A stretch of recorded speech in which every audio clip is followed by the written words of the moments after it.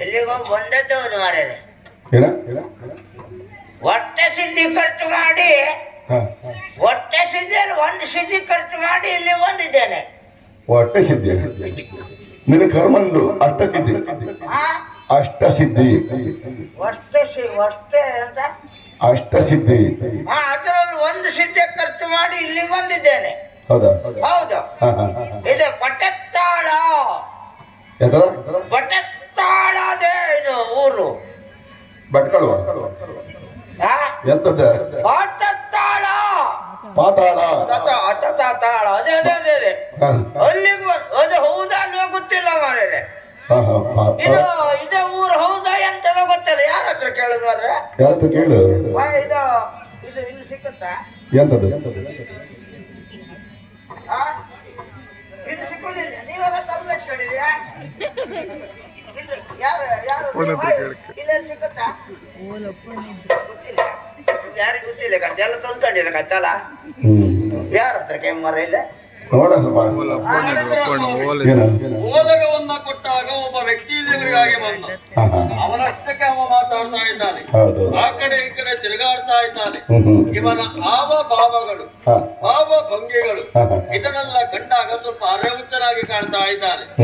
ಏನೇ ಇರಲಿ ಒಂದೊಂದು ನನ್ನ ಸ್ಥಾನಕ್ಕೆ ಮಾತನಾಡಿಸಬೇಕಾದ್ದು ನನ್ನಾದ್ಯ ಕರ್ತವ್ಯ. ಪೀಠದಲ್ಲಿ ಕುಳಿತವ ನಾನು, ಅವ ಮುಂದಿದ್ದಾನೆ, ನಾನೇ ಎದ್ದು ಹೋಗಿ ಮಾತಾಡಿಸ್ತೇನೆ.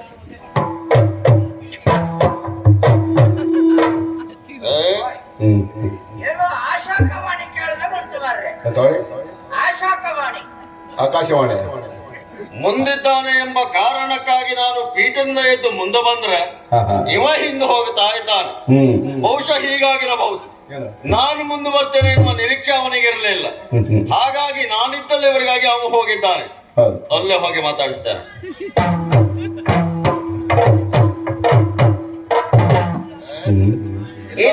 ಇದೆಂತ ಹಿಂದ್ ಮುಂದಾಯ್ತಾ ಎಂತ ಮಾರ್ರೆ? ನಾನು ಭಾವಿಸಿದ್ದು ಇವ ಅರೆ ಹುಚ್ಚ ಅಂತ. ತಪ್ಪಾಯ್ತು. ಇವ ಸಂಪೂರ್ಣ ಬಿದ್ದು ಹೋದವನೇ. ಇಲ್ಲದಿದ್ರೆ ನಾನು ಮುಂದೆ ಹೋದಾಗ ಇವ ಹಿಂದೆ ಬರುವುದು, ಇವ ಹಿಂದೆ ಬಂದಾಗ ನಾನು ಮುಂದೆ ಹೋಗುದು. ಏನ ಇದೆಂತ ಬರ್ರಿ ಇದೆ? ಯಾವುದು ಇದು ಹೊಸ ಮನೆ ಕಟ್ಟಕ್ ಮಾಡಿದ್ ಬೆಚ್ಚಪುರ ಎಂತ ಬರ್ರಿ ಇದೆ? ಯಾಕೆ ಈ ಊರ್ನಲ್ಲೆಲ್ಲ ಬೆಚ್ಚಪ್ಪ ಮಾತಾಡ್ತದೆ. ಯಾರ ಬೆಚ್ಚಪ್ಪ? ಬರ ಇಲ್ಲಿ. ಆಗಿಂದ ನೋಡ್ತಾ ಇದ್ದೇನೆ. ಬಂದವನೇ ಸುತ್ತಾಗ್ತಾ ಇದ್ದೀಯ, ನಿಂತಲ್ಲಿ ನಿಲ್ಲುವುದಿಲ್ಲ. ನಿನ್ನಷ್ಟಕ್ಕೆ ಮಾತಾಡ್ತಾ ಇದೀಯ. ಒಬ್ಬರು ಅವರಷ್ಟಕ್ಕೆ ಅವರು ಮಾತಾಡ್ತಾರೆ ಅಂತಾದ್ರೆ ಅವ್ರಿಗೆ ಏನ್ ಹೇಳ್ಬೇಕು? ಹುಚ್ಚರು ಅಂತ ಹೇಳ್ಬೇಕು. ಹುಚ್ಚನ ಪ್ರವೃತ್ತಿಯನ್ನ ನೀನು ತೋರಿಸ್ತೀಯ ಅಂತ ಆದ್ರೆ ಯಾರು ನೀನು? ಎಲ್ಲಿಂದ ಬಂದೆ? ಯಾಕೆ ಬಂದೆ? ಹೇಳ ನಡ.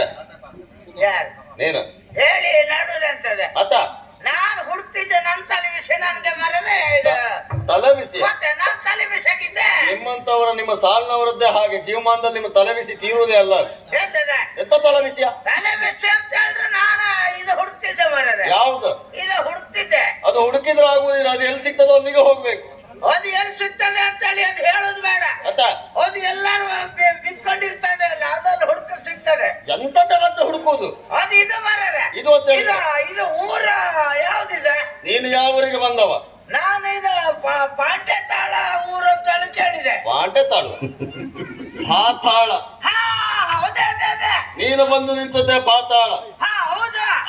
ಇದು ಪಾತಾಳದಲ್ಲಿ ಉದ್ದಿನ ಬೇಳೆ ಯಾರು ಮಾರ್ರೆ? ಉದ್ದಿನ ಬೇಳೆ? ಹೌದಾ? ಅದು ಬಹುಶಃ ಭಟ್ರು ಅಡಿಗೆ ಚಪ್ರದಲ್ಲಿ ಇರ್ಬೋದು. ಅಲ್ಲಿ ಹೋಗಿ ಕೇಳು. ಇಷ್ಟೊತ್ತಿಗೆ ನೆನೆ ಹಾಕಿರ್ಬಹುದು. ತಿರ್ಸಿ ತೆಗಿದಿದ್ರೆ ಹೋಗಿ ಸ್ವಲ್ಪ ಹಿಡ್ಕೊಂಡು ಹೋಗು. ಉದ್ದಿನ ಬೇಳೆ ನೀರಿಗೆ ಹಾಕಿ ಆಯ್ತಾ? ಮತ್ತೆ ಹಾಕದೇ ಇರ್ತಾರ ಇಷ್ಟೊತ್ತಾದ್ರು? ನೀರಿಗೆ ಹಾಕಿದ್ರೆ ನೆಟ್ಟಾಗಾಯ್ತೇನು ಮಾರ್ರೆ? ಹಾಗಲ್ಲ, ವಿದ್ಯುನ್ಮಾಲೆ. ಹೌದಾ?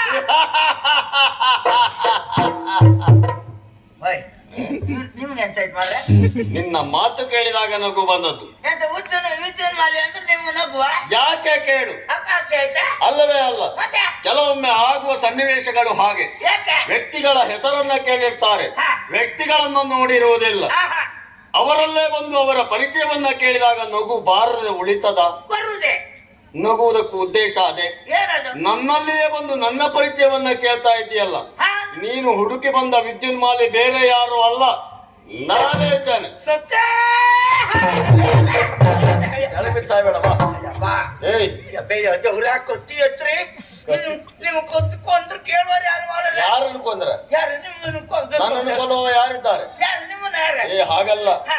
ನಾನು ನಿನ್ನನ್ನ ಕೊಂದರೆ ಕೇಳುವವರು ಯಾರಿದ್ದಾರೆ? ಹೌದು ಮರ ಕೊಡ್ದ ಬಿಟ್ರೆ ಏನ್ ಮಾಡಿದೆ ನಾನು? ಕಡಿಯುವ ಮಾತ ನೀನು ಆಡಿದವ. ನಾನೆಂತ ಹೇಳಿದೆ ಈಗ? ಮತ್ತೆ ಸತ್ತು ಹಾಳಾಗಿ ಹೋಗಿ ಅಂತ ಯಾರಿನ ಅಪ್ಪಗೆ ಹೇಳಿದ್ದ? ಯಾರು ನಿಮ್ಗೆ ಹೇಳ? ನಾನು ಮತ್ತ? ನಿಮ್ಗಲ್ಲ ಮರನೆ. ಮತ್ತಾರಿಗೆ? ನನ್ನ ಬುದ್ಧಿಗೆ ನಾನು ಬೈಕೊಂಡದ್ದೆ. ಓ, ವ್ಯಕ್ತಿಯ ಎದುರಿನಲ್ಲಿ ಬಂದರೂ ವ್ಯಕ್ತಿಯ ಪರಿಚಯವಾಗಲ್ಲ ಎಂಬ ಕಾರಣಕ್ಕಾಗಿ ನಿನ್ನ ಬುದ್ಧಿಯ ಬಡತನಕ್ಕೆ ಬೈದುಕೊಂಡ. ಬೈಕೊಂಡದ್ದು ಹೇಳಲೇಬೇಡ. ನಾನೇ ಅಂತ ಆದ್ರೆ ಹಾ, ಏನು ವಿಷಯವಂತ ಹೇಳು. ಆಲಿಸಬೇಕು. ಹುಟ್ಟಿ ನಿನಗೇನು ತೊಂದ್ರೆ ಆಯ್ತಾ? ಅಲ್ಲ ಗೌರಲ್ಲ ಹೇಳುದು, ನಾನಲ್ಲ. ಅಲ್ಲಿ ಯಾಕೆ ಹುಟ್ಟಿದ್ದು? ನಮ್ಮ ನಾಡಿನಲ್ಲಿ ಹುಟ್ಟಬಾರದಿತ್ತೆ. ಹಾಗೆ ಹಾಗುಟ್ಟು ಎಲ್ಲ ಹೊಗಳುದು ಮರ. ಹಾಗೆ ಹಾಗೆ ಪ್ರಚಾರ ಹಾಗೆ. ಅಯ್ಯೋ ಪ್ರಚಾರ ಅಂತ ಹೇಳಿದ್ರೆ ಹಾಗೆಲ್ಲ ಮತ್ತ ಹಾಗೀಗಲ್ಲ. ಹಾ. ನಮ್ಮಲ್ಲಾದ್ರೂ ಹುಟ್ಟಬೇಕಾಗಿತ್ತು. ಹಾ. ನಿಮ್ಮನ್ನೆಲ್ಲ ಹೊಗಳುದು ಮರೇನೆ. ಹಾ. ಅಲ್ಲಿಂದ ಮತ್ತೊಂದು ಬದಿಯಲ್ಲಿ ಹೋಗಿ ಕೇಳುವಾಗ ಹಾ. ನಿಮ್ಮ ವಿಷಯದಲ್ಲಿ ಭಾರಿ ಹೊಗಳ್ತಾರೆ. ಹಾಗೆ ನಿಮಗೆ ಮಾನ ಇಲ್ಲ, ನಿಮಗೆ ಸರಿ ಇಲ್ಲ, ನಿಮಗೆ ಜೋಡಿಲ್ಲ, ಸರಿ ಸಮ ಮಾನ ಇಲ್ಲ. ಇವ ಬದುಕುವುದೇ ಇಲ್ಲ ಇವತ್ತು. ನೀವು ಖಂಡಿತ ಸಾಯುವ ತೀರ್ಮಾನ ಮಾಡಿಕೊಂಡೇ ಇಲ್ಲಿಗೆ ಬಂದದ್ದು. ಹೌದೇ ಮಾರ್ರೆ? ಕಡ್ದ ಬಿಸಾಡ್ತೇನೆ, ನಾನು ಹೇಳಿದ್ದೇನೆ.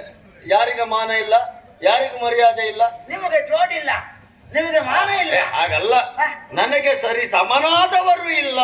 ನೀನು ಒಂದೊಂದು ಶಬ್ದ ನುಂಗ್ಕೊಂಡು ಹೇಳಿದ್ರೆ ಅದು ಅಪಪ್ರಚಾರ ಆಗ್ತದೆ ಪುಣ್ಯಾತ್ಮ. ಹೌದಾ? ಅಪಪ್ರಚಾರ ಬೇರೆ ಯಾರು ಮಾಡಿದ್ದಲ್ಲ, ನೀನೇ ಮಾಡ್ತಾ ಇದ್ದೆ ಇವತ್ತು. ಅಲ್ಲಿ ಒಂದೆಲ್ಲ ಹೀಗೆ ಹೇಳ್ತಿದ್ರು ಮರ. ಸರಿ ಸಮನಾದವರು ಇಲ್ಲ. ಹೌದಾ? ಆ ಸರಿ ಸಮಾನರಾದವರಿಲ್ಲ, ಇಲ್ಲವೇ ಇಲ್ಲ ನಿಮಗೆ ಜೋಡೇ ಇಲ್ಲ ಅಂತ ಬರಿಗಾಲಲ್ಲೇ ತಿರುಗಾಡ್ತೇನಾ? ನನಗೆ ಎಣೆಯಾದವರಿಲ್ಲ, ಜೋಡಿಲ್ಲ.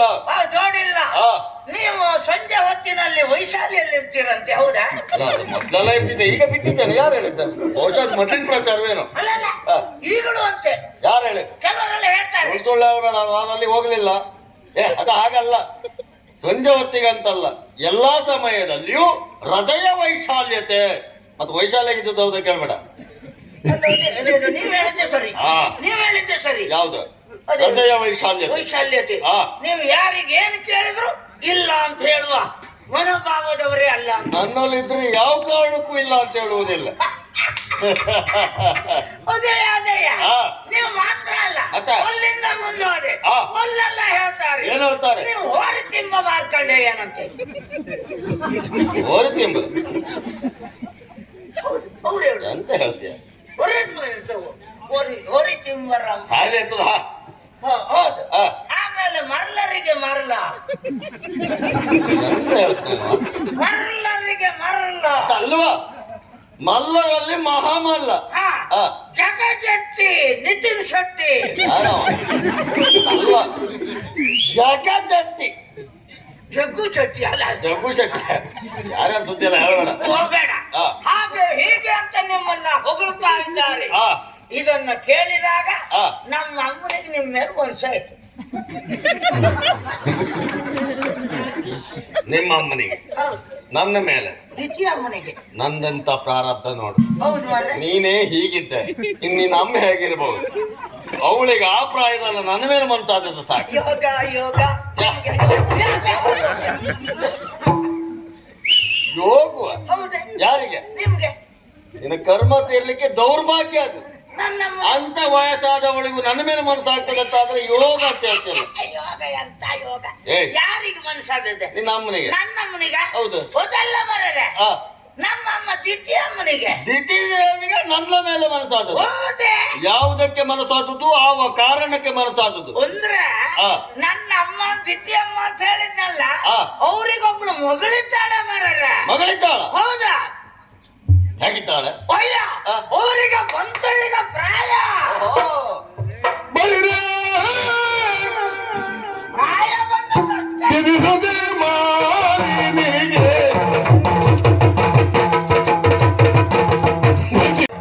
ಮತ್ತೆ ನಮ್ಮಮ್ಮ ದ್ವಿತೀಯ ಅಂತ ಹೇಳಿದ್ನಲ್ಲ, ಆ. ಅವರಿಗೊಬ್ಳು ಮಗಳಿದ್ದಾಳೆ, ಆ. ಮಾಲಿನಿ ಅಂತ ಹೆಸರು. ಮಾಲಿನಿ. ಹೌದು ಮರರೆ. ಆಹಾ. ಅವರಿಗೆ ಆ. ಪ್ರಾಯ ಬಂತು. ಮಾಲಿನಿಗೆ ಪ್ರಾಯ ಬಂತು. ಹೌದು. ಎಷ್ಟು ಪ್ರಾಯ ಬಂತು? ಸಾಧಾರಣ 16 ಪ್ರಾಯ. ಬಡ ಸಿಹಿಯ. ನಾವು ಚಪ್ಪೆ ಉಪ್ಪು ಎಲ್ಲ ಕೇಳಿದ್ದೇವೆ. ಇದ್ಯಾವ್ದು ಹಸಿ? ಹೌದು. ಹಾಗಲ್ಲ, ಷೋಡಶಿ 16ರಿಂದ 18. ಯಾಕ ನಿಮಗೂ ಒಂದ್ಸಲ ಸಂತೋಷ. ಹೌದು. ಅವಳಿಗೆ ಪ್ರಾಯ ಬಂದು ಕೂಡಲೇ ನಮ್ಮ ಅಮ್ಮ ಕರೆದು ಹೇಳಿದ್ರು, ಆ ಮಗ ಆ ನಮ್ಮ ಮಗಳಿಗೆ ಪ್ರಾಯ ಬಂತ, ಆ. ನಿಲ್ಬೇಡ ಮಗನೇ ನಡಿ ಅಂತ ಹೇಳಿದ್ರು. ನನಗೆ ನೀನು ಸುತ್ತಾಕುವಾಗಲೇ ನನಗೆ ಅನುಮಾನ ಇತ್ತು, ನೀನು ಅಸಾಮಾನ್ಯ ವ್ಯಕ್ತಿ ಅಂತ. ನಿನ್ನನ್ನ ಕಂಡಾಗಲೇ ನೀನೊಬ್ಬ ಕಾಮುಕ ಎನ್ನುವುದು ನನಗೆ ಅರ್ಥ ಆಯ್ತು. ಒಂದು ಊರಿನಲ್ಲಿ ಒಂದು ಹೆಣ್ಣಿಗೆ ಪ್ರಾಯ ಬಂದ್ರೆ ನಿಮ್ಮನ್ನು ಊರು ಬಿಡಿಸ್ತಾರೆ ಅಂತ ಆದ್ರೆ ನೀನಂತ ಕಾಮುಕ ಇದ್ದಿರಬಹುದು. ಆ ಊರನ್ನೆಲ್ಲ ಲಗಾಡಿ ತೆಗೆದು ಈ ಊರಿಗೆ ಬಂದಿಯಾ? ಪಾಪೆ ಮಗನ.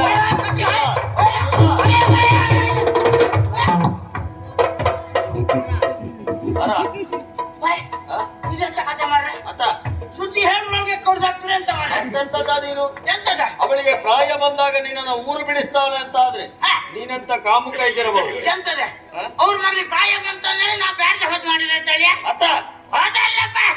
ಅಂದ್ರೆ ಪ್ರಾಯ ಬಂತ ಇಲ್ವಾ ಓಯ್ ಮದುವೆ ಮಾಡ್ಬೇಕಲ್ಲ. ಅದಕ್ಕೆ ನಮ್ಮ ಅಮ್ಮನಿಗೆ ಗಂಡ ಇಲ್ಲ ಮರರೆ. ಎಂತ ಸಮಸ್ಯೆ. ಅವಳ ಮಗಳಿಗೆ ಪ್ರಾಯ ಬಂತು, ಮದುವೆ ಮಾಡಿಸ್ಬೇಕು, ಗಂಡ ಇಲ್ಲ, ಅದಕ್ಕೆ ನಿನ್ನನ್ನು ಕರೆದದ್ದ? ಹೊಣೆಗಾರಿಕೆ ಎಲ್ಲ ನಮ್ದೆ. ಅದೇನದು ನಿನಗೆ ಹೊಣೆಗಾರಿಕೆ ಕೊಟ್ಟದ್ದು?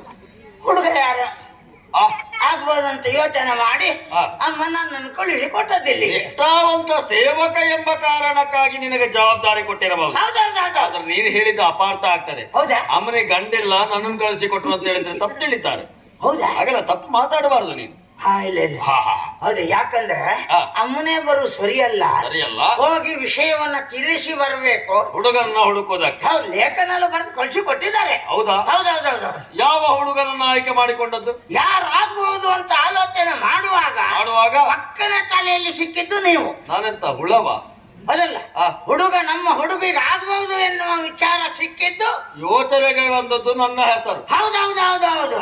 ಹಾಗಾಗಿ ನಮ್ಮ ಹೆಣ್ಣು ಅಂತ ಹೇಳಿದ್ರೆ ಹೇಗ ಅದಕ್ಕೆ ಹೇಳಬೇಕು. ಹೆಣ್ಣೆ ಅಲ್ಲ. ಹೆಣ್ಣೆ ಅಲ್ವಾ? ಹೆಣ್ಣೆ ಅಲ್ಲ. ಹಾಗಾದ್ರೆ ನನಗೆ ವಿಷಯ ಹೇಳುವುದು ಬೇಡ, ನನಗೆ ಅವಳು ಬೇಡ. ಯಾಕೆ ಕೇಳು, ನಾನು ಒಂದು ಕುಲೀನ ಮನೆತನದ ಯೋಗ್ಯವಾದ ಹೆಣ್ಣನ್ನು ಮದುವೆ ಆಗ್ಬೇಕು ಅಂತ ಭಾವಿಸಿದವ. ನಾನು ಮದುವೆ ಆಗ್ತೇನೆ ಅಂತ ಹೇಳಿದ್ರೆ ಹೆಣ್ಣು ಮಕ್ಕಳು ಸಾಲಿನ ಸರದಿಯಲ್ಲಿ ಬಂದು ನಿಲ್ಲುತ್ತಾರೆ. ಆದರೆ ನಮ್ಮ ಯೋಗ್ಯತೆಗೆ ಸರಿಸಮನಾದಂತ ಹೆಣ್ಣು ಸಿಗಲಿಲ್ಲ ಎಂಬ ಕಾರಣಕ್ಕಾಗಿ ಇಷ್ಟು ವರ್ಷ ಮದುವೆ ಆಗಲಿಲ್ಲ. ಆದರೆ ನೀನಾಡಿದ ಮಾತು ಕೇಳಿದಾಗ ಅವಳು ಹೆಣ್ಣೆ ಅಲ್ದಿದ ಮೇಲೆ ಅವಳ ವಿಷಯ ನನ್ನಲ್ಲಿ ಯಾಕೆ ಬಂದು ಹೇಳುದು? ಹಾಗಲ್ಲ, ನೀವು ಮದುವೆ ಆಗಬೇಕಾದ ಹೆಣ್ಣು ಸಾಮಾನ್ಯದ್ದಾಗಿರಬಾರದು. ಯಾವ್ಯಾವ ಹೆಣ್ಣಲ್ಲ, ನಿಮಗೆ ಹುಟ್ಟಿದವಳನ್ನೇ ನೀವು ಮದುವೆ ಅಲ್ಲ. ಇವ ಖಂಡಿತ ಇವತ್ತು ಸಾಯ್ತಾನೆ. ಎಂತದ ನನಗೆ ಹುಟ್ಲಿಕ್ಕೆ? ನಾನು ಹುಟ್ಟಿದವಳು ನನಗೆ ಏನಾಗ್ತಾಳೆ? ಈಗ ಮದುವೆ ಆಗುದಾದ್ರೆ ಈ ಸ್ವರ್ಗದಲ್ಲಿ ಸಾಗರು ಈ ಪಮ್ಮ ಅಮ್ಮನ. ಹೌದು, ಅದಲ್ಲ, ಸ್ವರ್ಗದಲ್ಲಿ ಆ ಪಮ್ಮ ಚಟ್ನಿ ಮಾಡುವ ಪಮ್ಮ ಅವ ಸತ್ಯಲೋಕದಲ್ಲಿರುವುದ ಬ್ರಹ್ಮ. ಅದು ಹೌದಾ? ಒಳ್ಳೆ ಅವ ಚಟ್ನಿ ಮಾಡುವಾಗ ಇಂಥವರಿಗೆ ಇಂಥ ಹೆಣ್ಣು. ಬ್ರಹ್ಮ ಚಟ್ನಿ ಮಾಡಿದ್ರೆ ವಿಷ್ಣು ಅಂತ ಮಾಡ್ದ? ಅವ ಬಾಳೆಲಿ ಹಾಕಂತ. ಹಾಗಲ್ಲ, ಬ್ರಹ್ಮ ಸೃಷ್ಟಿ ಮಾಡುವಾಗ ಇಂಥವನಿಗೆ ಇಂಥ ಹೆಣ್ಣು ಎನ್ನುವುದಾಗಿ ಬರೆದಿರಿಸ್ತಾನೆ. ಹಾಗಾಗಿ ನಿಮಗೆ ಇಲ್ಲಿಯವರೆಗೆ ಅಂತ ಸಂಬಂಧ ಒದಗಿ ಬರಲಿಲ್ಲ. ಹಾಗೆ ಹೇಳುವುದಂತಾದ್ರೆ ನೀನು ಹೇಳಬೇಕಂತ ಏನು ಗೊತ್ತುಂಟ? ನಿಮಗೂ ಹುಟ್ಟಿದವಳನ್ನು ಮದುವೆ ಆಗಿ ಅಂತ ಹೇಳುವುದಲ್ಲ, ನಿಮಗಾಗಿಯೇ ಹುಟ್ಟಿದವಳು ಆ ಮಾಲಿನಿ. ಹಾಗೆ ಹೇಳಬೇಕು. ನಿಮ್ಗೆ ಹುಟ್ಟಿದವಳು ಅಂತ ಹೇಳಿದ್ರೆ ಎಂತ ಸಾಯುದು ಮರ. ನಾನು ಎಂತ ಹೇಳಿದ್ರು ತಪ್ಪಾಗಿಯೇ ಕಾಣ್ತದೆ. ಸರಿ, ಒಂದು ಹೇಳುವುದಿಲ್ಲ, ಅದಕ್ಕೆ ಹಾಗಾಗುವುದು. ಹೌದಾ? ಹೌದು. ಅಂತ ಹೆಣ್ಣು ಇನ್ನು ಪ್ರಪಂಚದಲ್ಲಿ ಇಲ್ವೇ ಇಲ್ಲ. ಹೌದಾ? ಇನ್ನು ಹುಟ್ಲಿಲ್ಲ, ಹುಟ್ಟುವುದೂ ಇಲ್ಲ. ಅಯ್ಯೋ, ಅವಳನ್ನ ಮುಟ್ಟಿ ಕೈ ತೊಳೆದು ಮುಟ್ಟಬೇಕು, ಕೈ ತೊಳೆದು ಮುಟ್ಟುವುದಾದ್ರೆ ತೊಂದರೆ ಇಲ್ಲ, ಮುಟ್ಟಿ ಕೈ ತೊಳೆಯುವಾಗಿಲ್ಲ ಅಲ್ಲ. ನಾನು ಎಂತ ಹೇಳ್ದೆ ಈಗ? ನೀನು ಮುಟ್ಟಿ ಕೈ ತೊಳಿಬೇಕು ಅಂತ ಹೇಳಿದೆ ಮೊದಲು. ತೊಳೆದು ಮುಟ್ಟಬೇಕು. ಹೌದೌದು. ಎಲ್ಲಿಯಾದ್ರೂ ತಮ್ಮ ಕೈಯಲ್ಲಿ ಕೊಳೆ ಕೊಯ್ತದ್ದೇ ಆದ್ರೆ ಅವಳ ಮೈಗೆ ಎಲ್ಲಾದ್ರೂ ತಾಗಿದ್ರೆ ಅವಳ ಮೈ ಎಲ್ಲಾದ್ರೂ ಕೊಳಕಾಗ್ತದೆ ಎನ್ನುವ ಕಾರಣಕ್ಕಾಗಿ ಹೇಳಿದ್ದು ನಾನು. ಅಂತ ಚೆಲುವೆ ಅಯ್ಯೋ, ಬ್ರಹ್ಮ ಸೃಷ್ಟಿಸುವಾಗ ಪ್ರಪಂಚದಲ್ಲಿರುವಂತಹ ಹೆಣ್ಣು ಮಕ್ಕಳ ಎಲ್ಲ ಚೆಲುವನ್ನ ಸ್ವಲ್ಪ ತೆಗೆದು ಇವಳನ್ನ ಸೃಷ್ಟಿ ಮಾಡಿದ್ದಾನೋ ಎನ್ನುವಂತಹ ಪೂರ್ಣ ಅಲ್ಲ, ಎಲ್ಲ ಹೆಣ್ಮಕ್ಳನ್ನು ಸ್ವಲ್ಪ ತೆಗೆದ ಅಂತ ಎಲ್ಲೋ ಒಂಚೂರು ತೆಗೆದ, ಎಲ್ಲೋ ಒಂದೊಂದು ಚೂರು ತೆಗೆದ. ಹೌದು. ಇವಳನ್ನು ಸೃಷ್ಟಿ ಮಾಡ್ದ ಬಹುಶಃ. ಚಂದನ ಹೆಣ್ಣು ಮಕ್ಕಳ ಸೊಬಗನ್ನ ಹಾ, ಸ್ವಲ್ಪ ತೆಗೆದು ಎಲ್ಲ ಒಂದೊಡೆ ಸೇರಿಸಿದ್ದಾನೆ ಅಂತ ಆಯ್ತು. ಹೌದೌದೌದು ಅಂತ ಹೆಣ್ಣು. ಅವಳನ್ನ ನೀವು ಮದುವೆ ಆದ್ರೆ ಈ ಜೋಡಿಯನ್ನ ನೋಡ್ಲಿಕ್ಕೆ ನಮ್ಗೆಲ್ಲ ಒಂದೊಂದೇ ಕಣ್ಣಾಯ್ತಲ್ಲ ಅಂತ ಯೋಚನೆ ಮಾಡುವುದು. ನೀವು ಅವಳನ್ನು ಮದುವೆ ಆದ್ರೆ ಒಡೆಯ ನನ್ಗಡ್ಡಿಲ್ಲ, ಅವಳನ್ನು ಮದುವೆ ಆಗಿ ಒಡೆಯ. ಸತ್ಯ ಹೇಳು, ನೀನ್ ಇವತ್ತು ಬರುವಾಗ ನಾನು ಮನೆಗೆ ಮತ್ತೆ ಬರ್ತೇನೆ ಅಂತ ಹೇಳಿದ್ಯೇ ಇಲ್ವ? ಏನ್ ಹೇಳ್ತಾ ಇದ್ದೀಯ? ನಾನು ಅವಳನ್ನ ಮದುವೆ ಆದ್ರೆ ನಿನಗೇನ್ ಅಡ್ಡಿಲ್ಲ? ಪ್ರತಿನಿತ್ಯವೂ ನಿಮ್ಮ ಜೋಡಿಯನ್ನ ನೋಡ್ಲಿಕ್ಕಾಗ್ತದೆ ಒಂದು, ಆಮೇಲೆ ಒಂದು ಊಟ ಒಳ್ಳೇದು ಸಿಗ್ತದೆ, ಇನ್ನೊಂದು ಎರಡು ನನಗೆ ಸಂತೋಷದ ವಿಚಾರವೇ ಅಲ್ವೇ? ನಿಜವಾಗಲೂ ಹೌದು. ಹೌದು, ಬಾಲ್ಯದಿಂದಲೂ ನೀನು ಅವಳನ್ನ ಎತ್ತಿ ಆಡಿಸಿದವ, ಸಾಕಿ ಬೆಳೆಸಿದವ. ಅಪ್ಪ ಇಲ್ಲದ ಕಾರಣ ಆ ಪ್ರೀತಿಯನ್ನ ನೀನು ಕೊಟ್ಟವ. ಎಂಬಲ್ಲಿಗೆ ಅವಳನ್ನ ನಾನು ಮದುವೆ ಆದ್ರೆ ಚಂದ ಕಾಣುವಂತ ಸೊಬಗನ್ನ ಕಾಣುವುದಕ್ಕೆ ಮತ್ತೆ ಆ ಊರಿನಲ್ಲಿ ನಿಮ್ಮಂತವರ ಆಳ್ವಿಕೆ ಬೇಕು ಅಂತ ನಾವು ಬಯಸುತ್ತಾ ಇದ್ದವರು, ಆ ಆಳ್ವಿಕೆಯೂ ಸಿಗ್ತದಲ್ಲ ನಮಗೆ.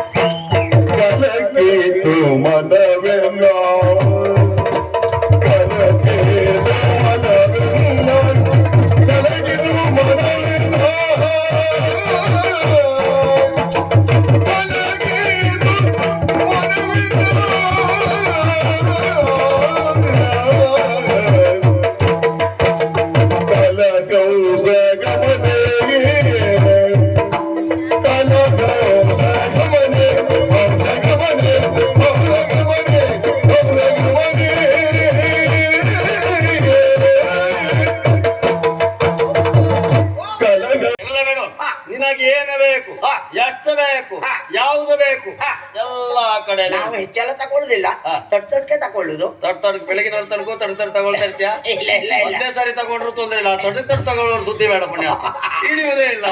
ನಾವು ಇಳಿಲಿಕ್ಕೆ ಬಿಡುದಿಲ್ಲ. ಹಾಗೆ ಇದು ಮದುವೆ ಸಮಯ ಅಲ್ವಾ, ಹಾಗಾಗಿ ತೂತೂರೇ ತಗೊಳ್ಳುದು. ಕೆಲಸ ಎಲ್ಲ ಇರ್ತದಲ್ಲ, ನೀವು ಅಲ್ಲಿ ಬರುವಾಗ ನಾವು ಅಲ್ಲಿ ತಳಿ ತೋರಣ ಚಪ್ಪರ ಚಾವಡಿ ಇದೆಲ್ಲ ಮಾಡ್ಬೇಕಲ್ಲ, ದಾರಿಯಲ್ಲಿ ಇದು ಮಾವಿನ ಮರ ಕೊಡುದು, ಬಾಳಿ ಎಲ್ಲ ಕೊಡುದು, ಹೊಂಡ ತೆಗೆದಿಡ್ತೇನೆ ನಾನು. ಬಹುಶಃ ಬರುವಾಗ ನೀನು ಅಪ್ಪ ಹೋಗುವ ಪರಿಸ್ಥಿತಿಯಲ್ಲಿ ಇದ್ದೇನು, ಈಗ ಹೋಗಿ ಅವನಿಗೆ ವ್ಯವಸ್ಥೆ ಮಾಡ್ಬೇಕೇನು? ಅದೆಲ್ಲ ಮರ ಎಂತದ ಮಾವಿನ ಮರ ಕಡಿಲಿಕ್ಕೆ ಹೊಂಡ ತೋಡ್ಲಿಕ್ಕೆ ಯಾರು ಸತ್ತಿದ್ದಾರ? ಅದೆಲ್ಲ ಮತ್ತೆ ನೀವು ಬರ್ತೀರಲ್ಲ ಮರ್ರೆ. ಅಂದ್ರೆ ನಾನ್ ಸಾಯ್ತೇನಾ? ಅಲ್ಲ, ತಳಿರು ತೋರಣಗಳಿಂದ ಶೃಂಗರಿಸಲು ಸುಖವಾಗಿ ಆಗ್ಬೇಕಲ್ಲ. ಮಾವಿನ ಮರ ಕಡಿಯೋದು ಯಾಕೆ? ಹೆಗಲ್ ಕಡಿದ್ರೆ ಸಾಕಾಗುವುದಿಲ್ಲ. ಕೆಲವು ಸಂದರ್ಭದಲ್ಲಿ ಸೊಪ್ಪು ತರ್ಲಿಕ್ಕೆ ಅದೆಲ್ಲ ತಲೆಗೆ ಹೋಗ್ಲಿಕ್ಕೆ ಆಗುದಿಲ್ಲ, ಹಾಗೆ ಗೆಲ್ಲನ್ನೇ ಕಡಿಬೇಕಾಗ್ತದೆ. ಆಗ್ಬೇಕು.